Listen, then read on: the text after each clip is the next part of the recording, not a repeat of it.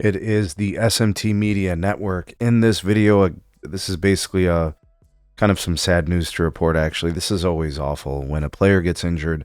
A really exciting young player, especially, really coming along, is Jalen Johnson.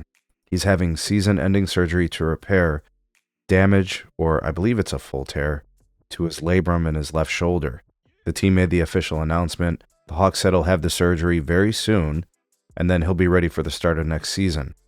Now, this is a huge loss for the Atlanta Hawks, who have seemingly taken a step forward as a team. They become really competitive, and they've been able to beat some really good teams this year. Their current record is 22-25. They've been on a losing skid recently, but they've got wins against the Celtics, wins against the Cavs, and not like once, but like multiple times, and the season's only halfway through. So this is definitely a big loss. And you know, he's a very young player. I'm looking at kind of the trajectory of his career so far. His rookie season, he didn't play much. He only averaged 5 minutes a game, 22 games played. But since 22-23, you know, he's really kicked up his involvement as a player. He tripled his minutes in his sophomore season. He started a handful of games.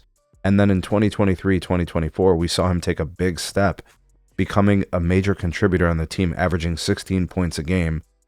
But don't forget, this guy rebounds too. He's like an actual small forward and not just some kind of weird hybrid that doesn't know what their identity is.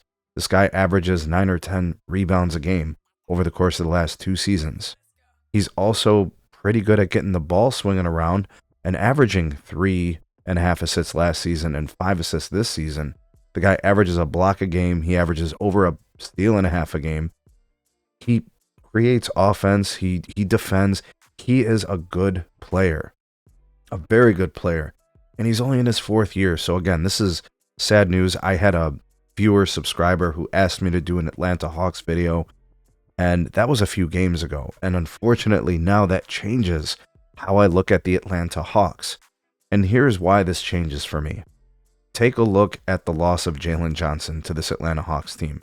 You're talking about a guy who averages 36 minutes a game, plays as much as anybody else on the squad. When it comes to point averages, he's your 3rd best scorer. Obviously, Trae Young, you know, he's a high volume shooter, so he's up there. And then, you know, Hunter's a pretty good player too when it comes to being a dependable scoring option. But Jalen Johnson is right there in those categories. From the rebounding side, he's the team leader in terms of rebounds per game. He's the 2nd best assist getter on the team.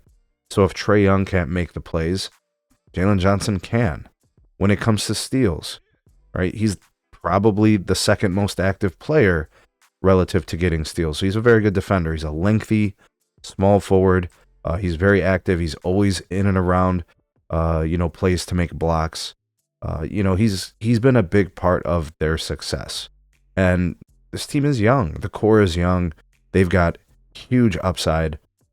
I think between them and the Orlando Magic, you know, they're kind of like the young up-and-comers in the Eastern Conference. And then kind of like the more established teams, you have teams like the Knicks, the Bucks, the Cavs, and the Celtics, right? I wouldn't call those teams necessarily young.